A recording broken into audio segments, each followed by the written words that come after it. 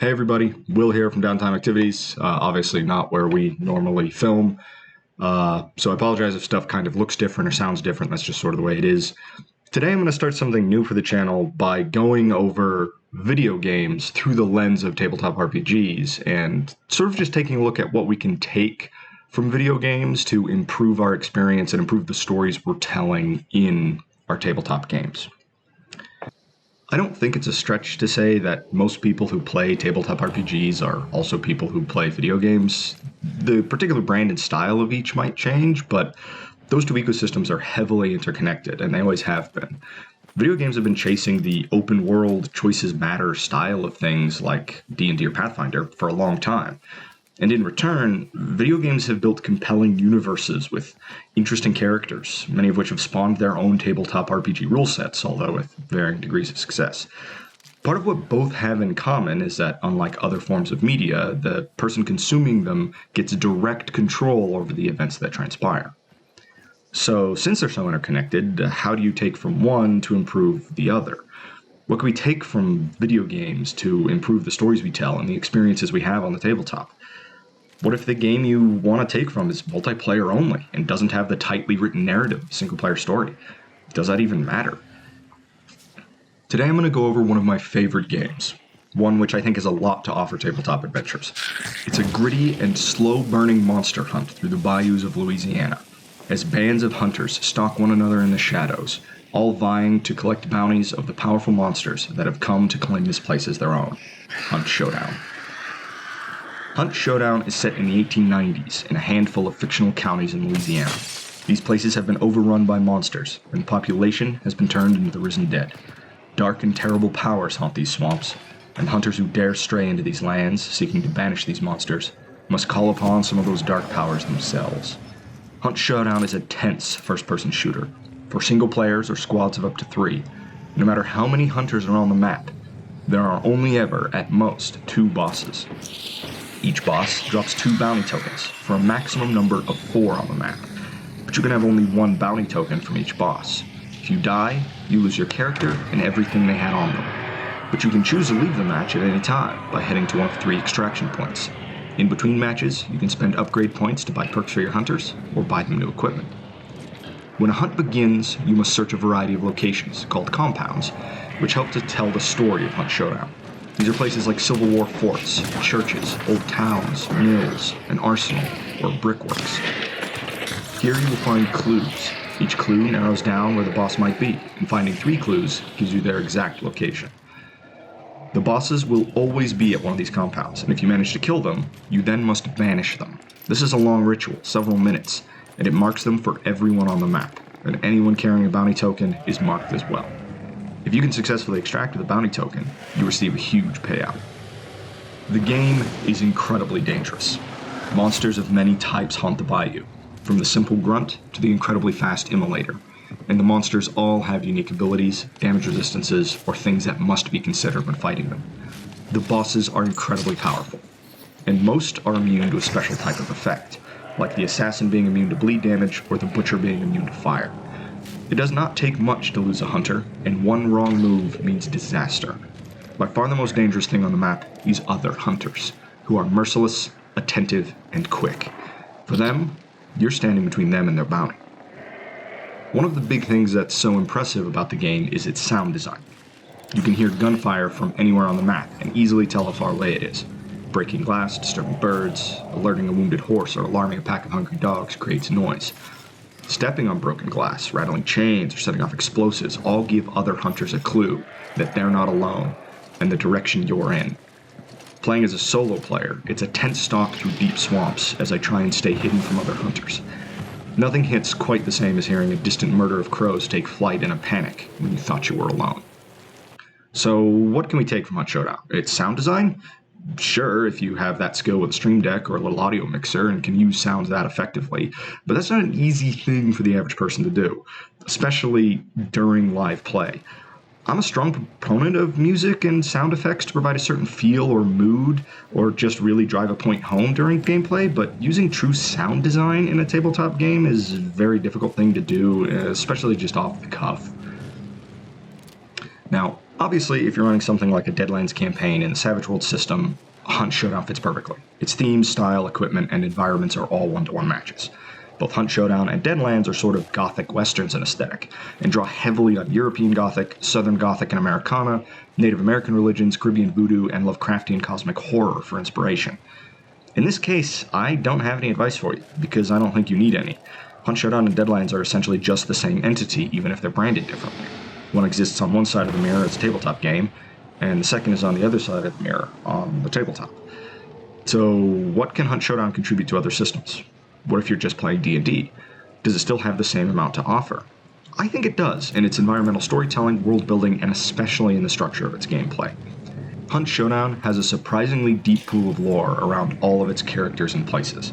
As you earn experience, you unlock codex entries about its monsters, weapons, and equipment, but so much of its story is told through the maps themselves.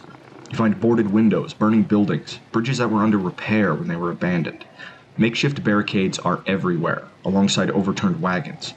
Railways have been blocked with lumber. Entire herds of cattle or pigs have been slaughtered and left to rot, and the fields are overgrown. Lawson Station on the Lawson Delta map is a train station cluttered with luggage, as people tried, and ultimately failed, to flee the darkness that came here. Grunts in striped uniforms wander all around the two prisons, the only places they're found, and gnaw on the same corpses as grunts in the dark blue uniform of the prison's old guards. Cannons from the ironworks can be found discarded halfway along the road or waterways to the Maw Battery, which watches the coast, and trenches all around Fort Carmack tell tales of the Civil War battle fought here. Darren Shipyards has a large boat half constructed, some of its parts still being held up by cranes as their work was abandoned. Even the vehicles found at extraction points tell us of the state of the world and the dangers of picking up hunters fresh from hunts. The wagons and riverboats are both armored and covered in lamps to illuminate the surroundings at night. In storytelling across the board, I'm a huge proponent of environmental storytelling when possible. Managing to convey a message to your players without ever telling them directly makes them feel clever for figuring it out and picking up on the clues you laid for them. For example, if your players have been sent by a dwarven king to check up on another stronghold they haven't heard from in a long time, and the players arrive to find an empty city that shows signs of a battle, but one of the characters wandering around the slopes of the mountain happens to notice that wide swaths of the trees here are fresh growth, as opposed to the standing old growth all around, and finds charred stumps hidden all amidst this new growth. The characters will quickly assume fire, and from there, that a dragon attacked this dwarven stronghold. You don't need to show them a dragon to tell them a story, and depending on how exactly this information is presented, it comes across as far more ominous than actually just showing them a dragon. Although then they'll spend the entire campaign assembling all the armies of every nation they interact with, just to eventually march on the dwarven stronghold and kill the dragon that you had intended as a cool NPC for them to interact with. Not that that's ever happened to me or anything. I think Hunt Showdown's world is also an interesting source for inspiration. The idea of entire swaths of countryside being lost to unholy monsters, and it being essentially a single order of monster hunters working against them isn't inherently new, but it's always been interesting and compelling. That these teams of hunters are made of largely damned souls who are no good for any other kind of work, or became hunters in an attempt to repent, is excellent fodder for character backstories. Some of these hunters view themselves as holy warriors, some view themselves as already dead, and some were just too violent for anything else. To hunt creatures of darkness, one must be a creature of light, or a creature of darkness oneself. The world the hunters must traverse is horrific and twisted, and around every corner is a new threat, whether monster or man. And to live for too long in that world must surely begin to twist the hunters themselves. We see that in the Order of Hunters itself, as its own history claims that once, hunters did not fight one another. Regardless of where they came from, their religious, political, and ethnic backgrounds, they were all united in keeping the darkness at bay. Now, they kill each other just as readily as the creatures here. It's stunningly easy to import this concept into a D&D or Pathfinder campaign. Perhaps this Order of Hunters is an officially sanctioned one, and is all that stands between the kingdoms of the world and the ever-present darkness working to destroy them, allowing these kingdoms to send dissidents, outcasts, and prisoners to fight the darkness, while they fight their own wars amongst themselves. Or perhaps this order exists in the shadows, recruiting from anyone willing to fight, whatever their reason. The world doesn't care that this order spends as much time killing each other on hunts as it does the monsters, as long as the monsters are killed anyway. The last thing that I think is worth lifting from Hunt Showdown is the structure of its hunts. A large area essentially sealed off with a variety of locations to explore and a story to unravel as you try and find the location of a boss, and then a desperate fight against that boss. In some ways, it's lifting a classic dungeon crawling mechanic out of the narrow hallways and locked doors and into a large open setting. It's also just taking the style of a whole campaign and distilling it down into a smaller adventure that takes a session or two. A lot of campaigns, whether overtly or not, are run in much the same way. Going to a variety of locations, exploring them, and finding the clues that eventually lead the characters to a confrontation with the final boss. The difference is, if you're running it in the Hunt Showdown style, the areas that you're exploring are probably post some calamity, and you're having to constantly fight through the monsters that are now the only thing calling this region home. In the first campaign I ran, I introduced a side quest at one point in a place called Halter's Crossing. It was essentially just a small fief ruled by a local lord, where the populace had all turned violent, risen up against the lord and his men, and over the course of a few weeks, essentially destroyed the entire area. The king's men had stepped in, realized everything was well beyond their abilities, and just sealed off the entire valley. The survivors were all zombie-like cannibals now, and everywhere were crude paintings of a woman in a yellow robe. Halter's Crossing had a map with 21 numbered locations, some of which were large areas like the Keep, the main village of Halter's Crossing itself, a lumber mill or a mine, each of which had their own more detailed map. The characters were given a map and had to explore the various locations and piece together what had happened, and track down the Queen in Yellow Robes, which was a sort of demonic-like entity that had slipped through from another world and begun slowly possessing the people of Halter's Crossing, turning them against one another. This entire adventure was directly inspired by Hunt Showdown's gameplay. I took a lot of direct imagery from it as I described the settings. I wanted the same feeling of tense exploration, wading through scenes of incredible violence and trying to piece together what had happened here. They acquired a list of clues, which let them track down the boss, and finally put it down in a difficult and climactic battle. Instead of a Civil War fort, it was a castle, and instead of cannons, they'd find abandoned siege equipment. All I had to do was build a functioning little community and decide what it would look like as these events transpired, and lay clues all through it, eventually pointing them north to the lumber mill. I don't have my maps for Halter's Crossing anymore, or I'd show them here so you get a better idea of what I'm talking about. The thing is, the maps themselves didn't require any skill or fancy materials to make.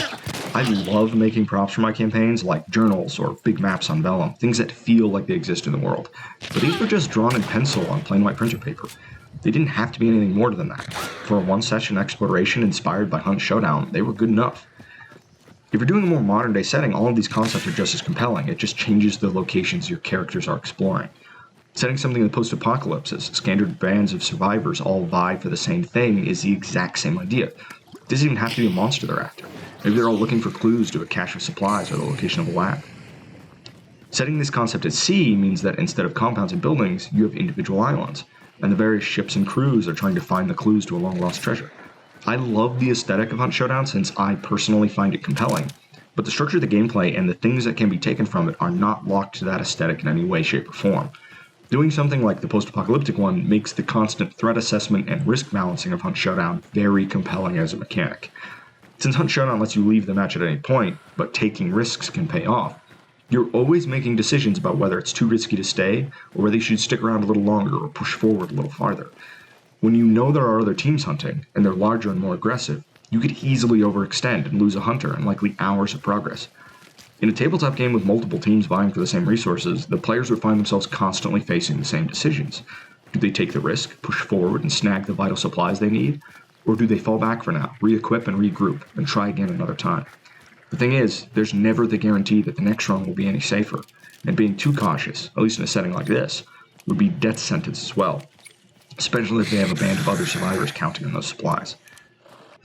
Well, I hope this helps some of those GMs out there, and if you guys have anything else from Hunt Showdown that can be used to improve the tabletop experience, check it down in the comments. I really do want to hear stuff like that.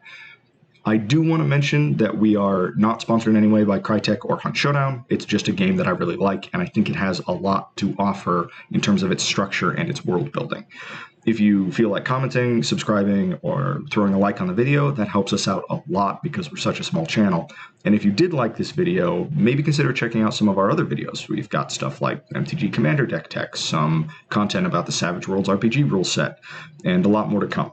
There will be more of these video game inspiration videos in the future, so if you guys have a video game that you want us to take a look at, chuck it down in the comments, and in the meantime, go forth, slay dragons, sling spells, roll dice, and enjoy your downtime activities.